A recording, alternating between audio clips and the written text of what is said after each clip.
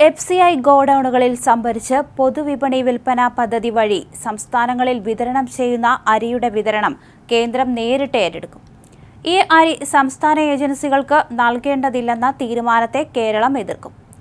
പൊതുവിപണിയിൽ സംസ്ഥാനം ഇടപെടുന്നത് തടയാനാണ് ഈ നീക്കമെന്നാണ് ആരോപണം.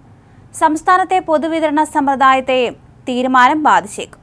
ഭാരത് ബ്രാൻഡിൽ രാജ്യത്തെല്ലായിടത്തും വിൽക്കാനായി കേന്ദ്ര സർക്കാർ ഏജൻസികളായ നാഫെഡ്, കേന്ദ്രീയ ഭണ്ഡാർ, ദേശീയ സഹകരണ കൺസ്യൂമർ ഫെഡറേഷൻ എന്നിവയ്ക്ക് അരി കൈമാറണമെന്നാണ് നിർദ്ദേശം. ഇത് സംബന്ധിച്ച് FCI ചെയർമാന് കേന്ദ്ര ഭക്ഷ്യ പൊതുവിതരണ ഉപഭോക്തൃകാര്യ മന്ത്രാലയം കത്തയച്ചു.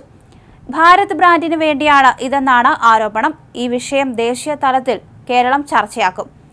FCI ഗോഡൌണുകളിൽ സംഭരിക്കുന്ന അരിക്ക് കേന്ദ്രം ടെൻഡർ ക്ഷണിക്കുമ്പോൾ സപ്ലൈകോ അടക്കം ടെൻഡറിൽ പങ്കെടുത്ത് അരി നേടുമായിരുന്നു. ഓരോ മാസവും ഇത് നടക്കും. ഇതാണ് മാറ്റുന്നത്. 18.59 രൂപയ്ക്ക് അരി തങ്ങൾക്കു കിട്ടിയാൽ 22 രൂപയ്ക്ക് വിറ്റ് കാണിച്ചു തരാമെന്നാണ് കേരള ഭക്ഷ്യവകുപ്പിന്റെ നിലപാട്. കേന്ദ്രം കൊള്ളലാഭം എടുക്കുന്നുവെന്നതാണ് ആക്ഷേപം. വിഷയം ചർച്ചയാക്കി കേന്ദ്രത്തെ പ്രതിരോധത്തിലാക്കാനാണ് തീരുമാനം. ജനുവരി 18-ന് അയച്ച കത്തനുസരിച്ച് ആദ്യഘട്ടത്തിൽ 2.5 ലക്ഷം ടൺ അരിയാണ് ഈ ഏജൻസികൾക്ക് കൈമാറിയത്.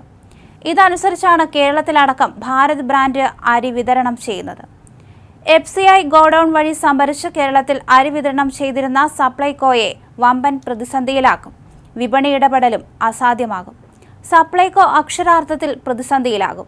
ആദ്യഘട്ടത്തിൽ നാഫെഡ് 1.25 ലക്ഷവും കേന്ദ്രീയ ഭണ്ഡാർ 75,000-വും അതുപോലെ തന്നെ NCCF 50,000-വും ടൺ അരിയാണ് സംഭരിക്കാൻ നിർദ്ദേശിച്ചത്.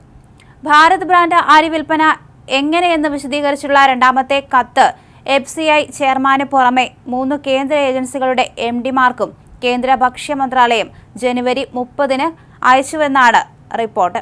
എല്ലാ വിഭാഗം ഉപഭോക്താക്കൾക്കുമായി 5 ലക്ഷം ടൺ അരി ഏറ്റെടുത്ത് വിതരണം ചെയ്യാനും ആദ്യഘട്ടത്തിൽ 2.5 ലക്ഷം ഇത്തരത്തിൽ ഏറ്റെടുക്കാനുമാണ് നിർദ്ദേശം. മാർച്ച് 31 വരെയാണിത്. ഇതിന് കിലോഗ്രാമിന് 24 രൂപ വില കണക്കാക്കി അതിൽ കിലോഗ്രാമിന് 5.41 രൂപ കേന്ദ്രം തന്നെ 3 ഏജൻസികൾക്കും സബ്സിഡി ഇളവും അനുവദിച്ചു. ഇതനുസരിച്ച് കിലോഗ്രാമിന് 18.59 രൂപ പ്രകാരം ഏജൻസികൾക്ക് അരി ഏറ്റെടുക്കാം. ഇതാണ് പരമാവധി 29 രൂപയിൽ കവിയാത്ത വിലയ്ക്ക് ഉപഭോക്താക്കൾക്ക് വിതരണം ചെയ്യുന്നത്. ഇതിലൂടെ കേന്ദ്രത്തിന് ലാഭവും കിട്ടുന്നു.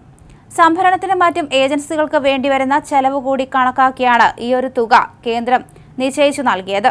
GST അടക്കമുള്ള ചെലവുകളെല്ലാം ചേർത്താൽ 33 രൂപ കൈകാര്യ ചെലവ് ഏജൻസികൾക്ക് വരുമെങ്കിലും 29 രൂപ സബ്സിഡി നിരക്കിൽ വിൽക്കണമെന്ന് നിർദ്ദേശിച്ചത് പ്രകാരമാണ് ഭാരത് അരി അങ്ങനെ വിലയിരുത്തുന്നത്.